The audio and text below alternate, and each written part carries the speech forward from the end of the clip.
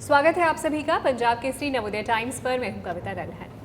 26/11 की कहानी हम पूरे देशवासियों को बहुत अच्छे से याद है, लेकिन उस रात एक और कहानी लिखी जा रही थी और उन लोगों के द्वारा जिनको बैकबोन ऑफ मेडिकल फ्रेटर्निटी कहा जाता है। आज हम मूवी के बारे में जिसकी बात कर रहे हैं, भारत भाग्य विधाता, वो उन्हीं अनसीन हीरोज़ की बात करती है। आइए वेलकम करते हैं पूरी कास्ट का और मूवी के बारे में और जानते हैं। बहुत बहुत स्वागत है आप सभी का। गिरिजा ओक, ईशा दे, स्मिता तांबे, a very warm welcome. Thank you so much. 26/11 के बारे में हम सब ने पढ़ा, लेकिन कहीं ना कहीं ये जो स्टोरी आप प्रेजेंट कर रहे हैं इस मूवी के माध्यम से, ये शायद मिस हुई है। बिकॉज जब ये ट्रेलर देखा तब मैंने इसके ऊपर रिसर्च करी कि oh my God, it happened and I as a citizen of India I don't know about this story. आप तीनों का क्या रिएक्शन था जब पहली बार आपने स्क्रिप्ट पढ़ी? क्या आप इस इंसिडेंट के बारे में पहले से जानते थे या स्क्रिप्ट के बाद इस कहानी जब ये आपके पास आई तब आपको पता चला? गिरिजा, आपसे शुरू करना चाहूँगी। कामा के बारे में हमने अखबारों में, पब्लिकेशंस में थोड़ा बहुत पढ़ा था। 2-4 लाइनों में ये खबर निपटा दी थी। मुझे नहीं लगता इसके पीछे कोई ऐसे निपटाने वाला हेतु था। बस ये खबर नहीं आई। अब ये क्यों नहीं आई, ऐसा क्या हुआ था, मुझे नहीं लगता इसका कोई विशिष्ट कारण है। जिन जगहों पर बहुत ज़्यादा जाने गई, जहाँ पे फायरिंग हुई और लोग नहीं बच पाए, उनका रिपोर्टाज ज़्यादा अक्सर होता ही है। तो वैसा हुआ था। कामा हॉस्पिटल में कैजुअलिटीज़ कम थी, लेकिन जाने बची ज़्यादा थी। तो जैसे हम लोग बात करते वक्त हमेशा कहते हैं कि बाकी जगहों का डेथ टोल ज़्यादा था, यहाँ का सेव टोल ज़्यादा था। तो शायद इसलिए ये खबर स्लिप आउट होगी, क्योंकि इतना कुछ हो रहा था, इतनी चीज़ों का रिपोर्टिंग हो रहा था।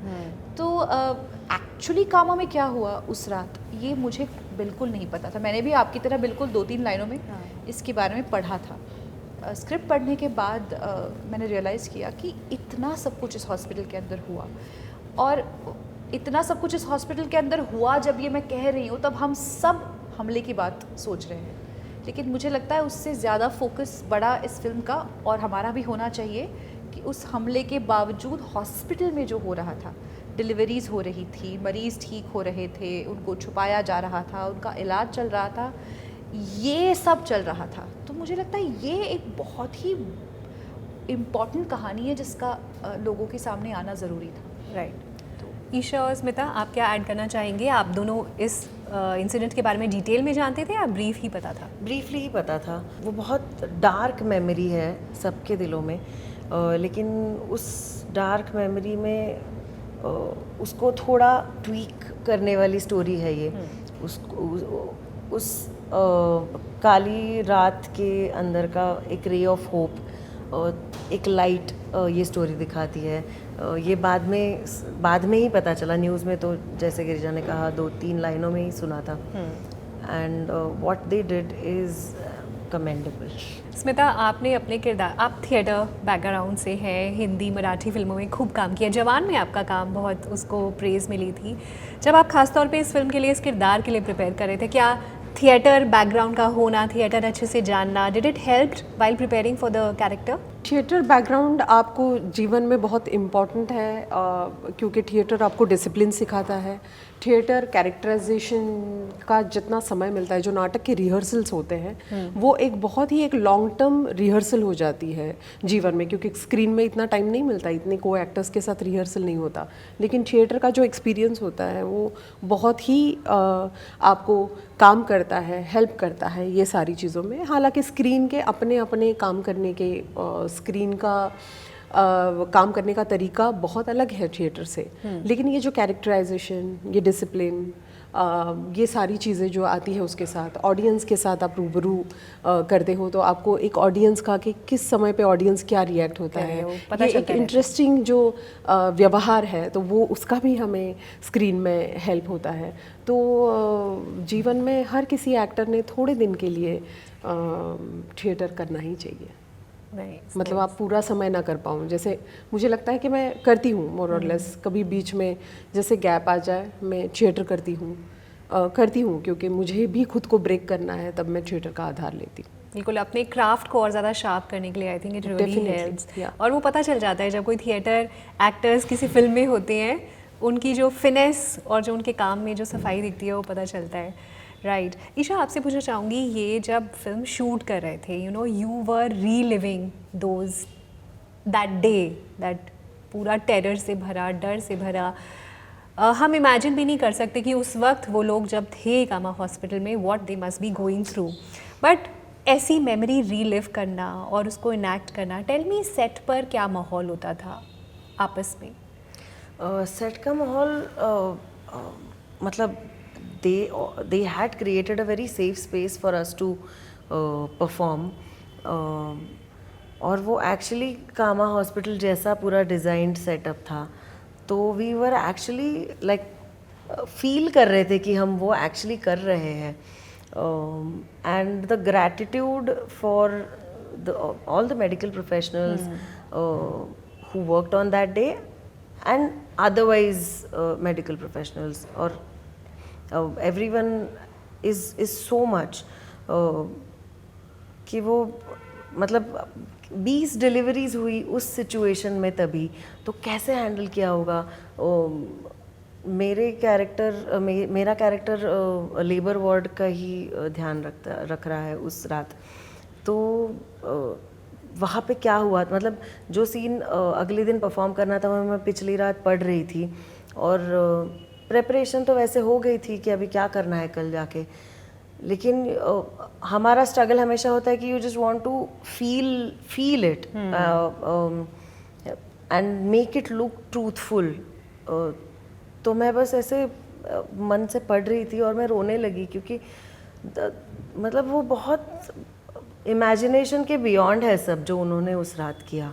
सो I am very grateful that I got to be a part of this film, play a nurse, और इस फिल्म के बाद नर्सेस को जो रिस्पेक्ट मिलना चाहिए वो मिलेगा, I hope. I am sure, because जो किया है उन्होंने वो आई थिंक जो सोल्जर्स करते हैं, मे बी जो आर्मी करती है हमारे देश के लिए, उसको कुछ उस तरह का एक्ट उन्होंने किया उस टाइम पे। और उन्हें तो ट्रेनिंग होती है, इनको तो ऐसी कुछ ट्रेनिंग भी नहीं होती है। गिरिजा, जब इस तरह के किरदार आप करते हैं, इतना सीरियस, इंटेंस और इमोशन से भरा हुआ, as an actor how much time do you take when you get back home and when you are with your son? कितना वक्त लगता है वापस Girija as a homemaker, as a mother बनने में? मुझे लगता है मैंने आज तक निभाया हुआ सारे कैरेक्टर्स थोड़े थोड़े मेरे अंदर बस गए, उनकी कोई चीज़ें मेरे अंदर रह गई है, क्योंकि थोड़ा सा वो मेरे जीवन का हिस्सा है, थोड़ा सा मैं भी उनके जीवन का हिस्सा हूँ। तो कुछ गिरिजा मैंने हर कैरेक्टर में छोड़ी है और कुछ कैरेक्टर गिरिजा में रह गए। लेकिन इसके अलावा जब आप एक सेट से या एक माहौल से बाहर निकलते हो तो आपको ऑलमोस्ट इंस्टेंटली अपनी ज़िंदगी में दाखिल होना ही होता है, क्योंकि आप जिस धुनकी में हो या आप जिस मूड में हो वैसे दुनिया नहीं चल सकती। मेरा बेटा है, उसकी अपेक्षा होती है कि जब मैं घर आऊँ तो उसको उसकी माँ मिले। कुछ दिन ऐसे हो सकते हैं कि मैं शायद थोड़ा सा कहीं विचलित हूँ या कहीं मेरा मन कहीं और है, क्योंकि मैं कुछ परफॉर्म करके आई हूँ, तो मैं अपने आप को थोड़ा सा समय देती हूँ, लेकिन मैं जितने जल्दी हो सके उतना उसकी माँ के मेरे घर की पर्सनालिटी में दाखिल हो जाना चाहती हूँ, क्योंकि ये करियर, ये प्रोफेशन, इसको इस तरह से करना, ये मैंने अपने लिए चुना है। उसने एक एक्ट्रेस माँ नहीं चुनी, मैं उसकी माँ हूँ, और वो मैं सबसे पहले हूँ जब मैं घर पहुँचती हूँ। तो अब मुझसे ये हो जाता है। अब पिछले 20-22 साल से मैं ये कर रही हूँ, तो अब जब मैं सेट से बाहर निकलती हूँ तो वो सेट वाला किरदार 80-90% वहीं रह जाता है। जो थोड़ा सा मेरे अंदर है वो तो पूरे जीवन के लिए अंदर ही रहना है। कितने अच्छे से आपने पुट अप किया। Nice, I really liked it. Smita, आपसे जानना चाहती हूँ कि जब आप एक टीम के साथ एक्ट कर रहे होते हो, when there are other actors also, because I think ज़्यादातर सीन में सभी लोग एक साथ हैं, तो एक एक्टर के लिए वो टीम के साथ वो ट्यूनिंग बैठा पाना, वो केमिस्ट्री बैठा पाना, कितना वक्त लगता है और कितना आसान या डिफ़िकल्ट होता है ये प्रोसेस? मैं स्पोर्ट्स से हूँ, और मैंने स्पोर्ट्स में एक होता है स्प्रिंट मारता है, रनर होता है, या फिर भाला फेंक, ऐसे जिसमें अकेला एक जो होता है वो स्पोर्ट्स स्टार्ट टू एंड उस गेम को फिनिश करता है। ओके। तो उस गेम को मैं मानती हूँ वन एक्ट पे, वन एक्ट प्ले जो होते हैं, एकांकिका जिनको बोलते हैं, या जिसमें एक पात्री। लेकिन जब हम फिल्म करते हैं तो it is a team work, it is like a kho kho, it is a kabaddi, anything, जहाँ पे 11-12 जितने भी खिलाड़ी हैं वो इतने अवेलेबल रहते हैं। तो जब हम टीम के साथ चलते हैं तब हमें एक इच्छित डेस्टिनेशन सारी टीम ने डिसाइड किया हुआ रहता है कि हमें यहाँ तक पहुँचना है। तब आपको जितनी भी जहाँ पे लगे कि जो कुछ भी अच्छा हो रहा है टीम में, आपको शायद वो अच्छा नहीं लग रहा है लेकिन डेस्टिनेशन में पहुँचने के लिए बहुत अच्छा है, तब हमें हमारा सेल्फ छोड़ना पड़ता है। और जब हमें लगता है कि ये जो मैं कह रही हूँ ये कुछ ऐड ऑन करेगा, इसको वैल्यू है, तब आपको आपका सेल्फ रखना भी होता है। इनका व्यवहार जो है वो आप इतने एलिगेंटली, आप अच्छे से जब, और कम्युनिकेशन, आप अच्छी तरीके से कम्युनिकेट करना पड़ता है बहुत सारी चीज़ें, क्योंकि हमें सीन वर्क करना है, हमें बहुत सारी चीज़ें करनी है। कम्युनिकेशन इजी होती है विद अदर को actors? Do they communication understand? आपको चुननी पड़ती है, आपको अच्छा, आप चुनो अच्छा कम्युनिकेशन करना, सामने से अपने हमेशा अच्छा रिवर्ट आता है। आप अच्छे से अपना मुद्दा रखो, सामने से हमेशा आपको अच्छा रिवर्ट आएगा। ये जो एक टीम की तरह हमें जो आगे बढ़ना होता है, वो मुझे लगता है कि मेरे जीवन में मुझे मेरे खेल ने सिखाया है, स्पोर्ट ने सिखाया है। तो मुझे बहुत ग्रैटिट्यूड है कि मेरे जीवन के तकरीबन 14-15 साल मैंने ग्राउंड पे बिताए हैं। तो वो एक्सपीरियंस हमेशा काम में आता है। और आई बिलीव इन कर्मा, आपके कर्म अगर अच्छे हैं तो आपके साथ हमेशा अच्छे लोग जुड़ते ही जाते हैं। So true, I also agree with this. अच्छा, इस फिल्म में जो ट्रेलर हमने देखा उसमें डायलॉग्स मुझे बहुत अच्छे लगे। जैसे एक डायलॉग है कि हम साथ रहेंगे तो जिंदा रहेंगे, और हम इम्पॉर्टेंट नहीं हैं, हम जो काम करते हैं वो इम्पॉर्टेंट है। तो आप बताएं कि जो आपको इस फिल्म में डायलॉग्स मिले, कि एक्टर की परफॉर्मेंस के लिए कितना ज़रूरी है अच्छी राइटिंग या अच्छे डायलॉग्स? बहुत ज़रूरी है। मेक और ब्रेक, Make or break, हाँ। या मतलब वही है, सोल वही है। और बहुत ही सुंदर लिखी है ये फिल्म मनोज तपाड़िया जी ने। स्क्रीन प्ले, डायलॉग, सब कुछ ही इतना मतलब वो किस्सा तो पता है लेकिन एज अ फिल्म वो क्राफ्ट इतने एंगेजिंग वे से किया है, जो बहुत सबसे मतलब इम्पॉर्टेंट चीज़ स्क्रिप्ट है। तो all thanks to Manoj Tapadia. कुछ डायलॉग्स के लिए आप कुछ ऐड करना चाहेंगे? Any other dialogue which you really liked, या फिर जिसके लिए ज़्यादा प्रिपेयर करना पड़ा maybe? Everything in the film I think is written very well. मुझे लगता है Manoj ji comes from a huge experience of ads. उन्होंने बहुत साल से ads के क्षेत्र में काम किया और लिखा भी बहुत है। तो ads का ना एक बहुत इंटरेस्टिंग फॉर्मेट होता है, वो बहुत कम समय में आपको एक बहुत इफेक्टिव मैसेज डिलीवर करने के लिए बनाई गई होती है। तो ads को बहुत सोच के लिखना पड़ता है, आपके पास समय नहीं होता विस्तार करने के लिए। आपको एक वर्ड में, एक लाइन में, एक एक्सप्रेशन में ना एक बहुत बड़ी सी फीलिंग एनकैप्सुलेट करनी होती है। तो आई थिंक वो उनका जो फोर्टे है वो इस फिल्म में दिखाई देता है, क्योंकि इस फिल्म में ऐसी कई लाइनें हैं जो बहुत इंपॉर्टेंट पॉइंट पे आती हैं, जो अगर आपको ऐसे सुनने मिले तो वो आपको बहुत ड्रामेटिक लगेंगी, लेकिन वो जिस सिचुएशन में आती हैं, I saw an entire audience erupt into a cheer. I saw yesterday when we were all watching a screening with hundreds of other people. मैंने देखा एक पूरा ऑडिटोरियम उसको चीयर कर रहा था, क्लैप कर रहा था, अपलॉड कर रहा था, क्योंकि वो बहुत इफेक्टिव है। उस पॉइंट पे वो बहुत मतलब सटीक बैठती है। तो मुझे इस फिल्म के डायलॉग्स बहुत ज़्यादा इंटरेस्टिंग लगते हैं। तो अब जो पार्ट्स मैंने प्ले किए हैं, हमने प्ले किए, वो तो हमने बोल दिया, लेकिन इसके अलावा भी जो फिल्म है जिसमें हम शायद इन्वॉल्व नहीं थे, उस पार्ट में भी उन्होंने बहुत सुंदर सुंदर संवाद लिखे हैं। और मतलब इस फिल्म का ना थोड़ा सा पेस भी फास्ट है, क्योंकि घटनाएं घट रही है, तो आप ना रुक कर कॉन्वर्जेशन नहीं कर सकते। वो सारी बातें बहुत छोटी सी होती हैं कि आपने उस छोटे से एक्सचेंज में आपको क्या मैसेज पहुंचाना है, तो उसको उन्होंने बहुत क्राफ्टीली लिखा है आई फील। और हम इस फिल्म की बात करें और कंगना रनौत की बात ना करें, ऐसा नहीं हो सकता। She is playing such an important role in this film. She is also the producer of the film. I want to know Kangana के बारे में as a leadership and film making, अगर इन दोनों एस्पेक्ट्स की बात करूँ तो आप क्या कहना चाहेंगे? What impressed you about Kangana as a leader and Kangana as a film maker? Leader as an like she is in person, in real life? हाँ, वो उनके अंदर वो लीडरशिप क्वालिटीज़ हैं, क्योंकि मुझे जहाँ तक लगता है वो ऐसी महिला है जिन्होंने अंदर से जो लगता है उसके बारे में वो बहुत वोकल होती है। इसीलिए उन्होंने एक तौर पे अपनी ज़िंदगी जितनी सरल उतनी कठिन भी बनाई है, बिकॉज़ उन्होंने अपने लिए सरल बना लिया जो मुझे लगता है मैं बोलूँ, लेकिन उसके बाय प्रोडक्ट चीज़ें जो आती है वो भी उनको ये करनी पड़ी। और जो एक लीडर का मतलब लीडर के अंदर ये सबसे बड़ी क्वालिटी होनी चाहिए, तो ये सारी क्वालिटीज़ उनके अंदर है। और वो एज अ प्रोड्यूसर भी बहुत कमाल की है कि एक करेक्ट एनवायरनमेंट एक फ़िल्म के लिए जो चाहिए, वो सारे हमारे प्रोड्यूसर्स ने बहुत कमाल का एनवायरनमेंट यहाँ पे रखा है। एज एन एक्टर वो बहुत ही कमाल की टीम लीडर भी है। जैसे वो खुद का काम कर रही थी, लेकिन बीच बीच में ये हो सकता है क्या, ये कर सकते हैं क्या, दूसरे के परफॉर्मेंस को अप्रिशिएट करना, उनको सराहना, उनको ओह ये सही लग रहा है, ये करेंगे क्या, ये थोड़ा सा डिस्टर्बिंग नहीं हो जाएगा। ये जो इन्वॉल्वमेंट है खुद का छोड़ के आगे के सोचने की, जो इनकी इन्वॉल्वमेंट है इस फिल्म में, वो भी बहुत ही इंस्पायरिंग है। I think it comes with years of experience also. Yeah, very true, very true. Isha and Girija, आप कुछ ऐड करना चाहेंगे as a leader, Kangana as a leader and a film maker? As what? I don't know. I think as an intelligent person, set पे ना एक conversation मुझे अभी ऐसे ही याद आया कि वो मनोज सर और मैं कुछ बात कर रहे थे, फिर वो आई और she started discussing about where the arc of every nurse is going. Oh. So she was attentive, she knew everything where this is going. ये अच्छा नहीं, ये अधूरा लग रहा है, ये इधर से इधर लेंगे तो उतना ही काफ़ी हो जाएगा।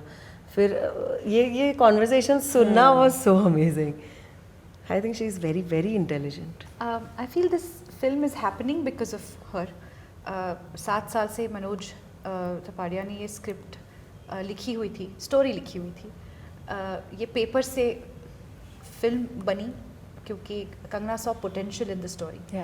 आज जब हमने ट्रेलर देखा तब यहाँ पर बैठे हुए हर किसी ने हमसे कहा कि ये बहुत ज़रूरी फिल्म है, हमें पता ही नहीं था, अब इसकी वजह से हमें ये समझ में आ रहा है, ट्रेलर बहुत सुंदर है। तो ये सारी चीज़ें एक फ़िल्म कर सकती है, इसकी पोटेंशियल आपको पेपर पे आइडेंटिफाई करनी होती है। That takes vision, that takes courage and that takes understanding of what you're doing also. So I feel more than everything else, I'm grateful that she saw potential in this idea, and I hope we all have proven her right. Girija, आपकी बात को ही आगे add करते हुए, जैसे अगर India की population की बात की जाए तो 60% यूथ है, यंग पीपल आर देयर। सो ये यंग लोगों को कैसे अट्रैक्ट करेगी ये फिल्म, क्या इस बारे में सोचते हैं आप? यंग लोगों को मुझे जहाँ तक लगता है कि आज की डेट में जैसे OTT और ये सारे जो मीडियम्स अभी आए हुए हैं, हम लोग एक बहुत अलग तरह के कंटेंट को अभी हमारा यूथ हो या बहुत हमारा सारा जो सारी कंट्री के लोग हैं वो एक्सप्लोर हो चुके हैं। बहुत अलग अलग भाषा की फिल्म आप कहीं भी सर्च करोगे, कोरियन हो, टर्किश सीरीज, कोई भी सीरीज़ तो आप एक्सप्लोर हो चुके हो, जिसमें से थ्रिल सबको मतलब मुझे वो थ्रिल चाहिए, मुझे वो सब कुछ महसूस करना है जो अंदर जाके। तो जब भी कसाब आते हैं उसके बाद वाला जो सारा पीरियड है वो आपको एक थ्रिल महसूस कराएगा। फिर उनको एक जो बोलता है ना कि इस फिल्म का जॉनर आप डिसाइड नहीं कर पाओगे कि ये किस फिल्म का, कि ये जॉनर इस फिल्म का क्या है। बहुत सारा मिक्सचर है, बहुत सारा कोलैबोरेटिव सारी चीज़ें इसमें आई हुई है, कॉमन लोगों का रिप्रेजेंटेशन है। तो मुझे लगता है कि जो एक टिपिकल अट्रैक्ट करने वाली फिल्म के जो कोई भी एस्पेक्ट होते हैं वो तो इस फिल्म में है ही, उसके बावजूद सोल भी है। तो मुझे विश्वास है कि यूथ डेफिनेटली इस फिल्म को देखेगा, और इससे ज़्यादा मैं गारंटी इस चीज़ की दूंगी कि अगर यूथ इस फिल्म को देखता है तो एक अलग जज्बा, एक अलग फीलिंग और एक अलग भावना जो हमारे देश के साथ जुड़ी हुई है, जो हमारे निजी ज़िंदगी में एक दूसरे को अप्रिसिएशन के साथ जुड़ी हुई है, एक्नॉलेजमेंट के साथ जुड़ी हुई है, वो सारी भावनाएँ ये फिल्म देखने के बाद उनके अंदर उत्पन्न होगी। Nice, even I wish the same. अच्छा, माय लास्ट क्वेश्चन, आप में से कोई भी आंसर कर सकता है। जब हम इस तरह के टेरर वाले इंसिडेंट सुनते हैं जो 26/11 में हुआ है, जो अभी फ़िलहाल अगर बात की जाए जो पहलगांव में हुआ टेररिस्ट अटैक, तो हम जब आपस में बात करते हैं ना तो हमें लगता है कि यार गवर्नमेंट कुछ नहीं करती है, क्यों नहीं, इट्स गवर्नमेंट्स रिस्पॉन्सिबिलिटी या आर्मी की रिस्पॉन्सिबिलिटी। वो जो टेरर अटैक्स पे हम गवर्नमेंट, पुलिस, आर्मी इनको आगे कर देते हैं। बट आप तीनों ने जब इस फिल्म में काम किया, पूरा वो एक्सपीरियंस रीविज़िट किया, सब कुछ, व्हाट डिड यू लर्न या what did you discover as citizens? हम टेरर के अगेंस्ट क्या कर सकते हैं या हमारी क्या रिस्पॉन्सिबिलिटी बनती है? इस फिल्म में एक बहुत इम्पॉर्टेंट लाइन है, 2 इम्पॉर्टेंट लाइन्स हैं, दोनों ही ट्रेलर में है। पहली तो ये है कि सुपरिटेंडेंट कंगना से कहती हैं कि प्रोटोकॉल्स और प्रोसीजर्स फॉलो करो, जिस पे कंगना जी का कैरेक्टर कहता है कि टेरर अटैक में क्या प्रोटोकॉल और प्रोसीजर होते हैं। दूसरा एक और है कि यहाँ सिर्फ औरतें और बच्चे हैं, वो यहाँ क्यों अटैक करेंगे, इतनी इंसानियत तो होगी ना। तो जिसमें कंगना जी कहती है कि आप टेररिस्ट से इंसानियत की उम्मीद कैसे कर सकते हैं। तो हम इस in the middle of all of this हम जिस चीज़ की बात कर रहे हैं ना, वो रीज़न, अंडरस्टैंडिंग, लॉजिक और सेंसिटिविटी के बियॉन्ड की चीज़ है। तो हम collectively as a country, individually as people, how can you reason और argue with something that's unreasonable in its origin. Terrorism का कोई रीजनिंग नहीं होता, कोई लॉजिक नहीं होता। कोई किसी चीज़ को टेरराइज क्यों कर रहा है, इसके पीछे कोई भी मुकम्मल कारण नहीं हो सकता। जिसका कोई मुकम्मल कारण नहीं है, उसके खिलाफ आप क्या करोगे? What can you really do about it? So it's failure on multiple levels, on multiple fronts for something like this to come out. And what can you really do about it? अच्छा, अभी एक सवाल, थोड़ी देर पहले मैं Instagram पे एक reel देख रही थी और आजकल जो बहुत ज़्यादा बात हो रही है ना, objectification of women in film industry, थोड़ा आजकल इसके ऊपर काफ़ी कंटेंट या काफ़ी चर्चा हो रही है। गिरिजा, आप भी वायरल हुए थे in that lovely blue sari, and thank you for making sari popular and thank you for looking so glamorous. हम सब आपकी तरह दिखना चाह रहे थे। सो मैंने सोचा था आपसे मिलूंगी तो आपसे स्किन केयर रूटीन पूछूंगी। वो आप यहाँ पे भी शेयर कर सकते हो और बाद में भी शेयर कर सकते हो। No facial? या फेशियल भी नहीं करती वो। अरे क्या मतलब, दही बेसन ये लगाना होता है? यार वो जीन्स अच्छे हैं, मेरी कोई अचीवमेंट नहीं है। Mummy papa. So your mother is as pretty as you are? My mother is prettier. Chalo, I'm going to Google her. Nice. But what do you have to say about this? क्या thin line है objectification में और फिर women की beautification में maybe? Thin line ये है, beautification मैं चुनती हूँ, ऑब्जेक्टिफिकेशन देखने वाला चुनता है। That's the only line. If I am choosing to wear something, talk a certain way, do a certain scene, say a certain line, that's my choice. उसके हर रेपरकशन की रिस्पॉन्सिबिलिटी मैं लेने के लिए तैयार हूँ। आप उसको कैसा देखते हैं, आप उससे क्या मतलब निकालते हैं, इसकी रिस्पॉन्सिबिलिटी मैं नहीं ले सकती। That's objectification. Objectification doesn't come from me, I am not asking for it. हाँ, पर जब कैमरा पर्टिकुलर एंगल्स पे जूम कर रहा है या इस तरह से ही चीज़ें प्रोजेक्ट की जाती हैं फॉर वुमेन, तो मतलब उसमें तो कहीं ना कहीं आपका भी से है ना, एज एन आर्टिस्ट आप उसको अग्री कर रहे हो, कंसेंट दे रहे हो to be shown in a particular manner. Right, which is what I'm coming back to. If I am choosing it, if I'm consenting to it, then I should be able to take full responsibility of it. If I'm not okay with it, then I have to be able to tell that I'm not okay with it. Now, if you're going to talk about whether women can tell they are not okay with it or they are compelled to do things, and that's another topic altogether. But Because being a ये part of the अलग, industry, आप क्या कहना चाहेंगे? Women, do they have if you are being compelled to do something that you don't want to do, then we need to all take a step back and understand what is it that we are trying to achieve out of this. Because I know what controversy you're talking about. Yeah. It has been happening recently. Everybody is talking about it.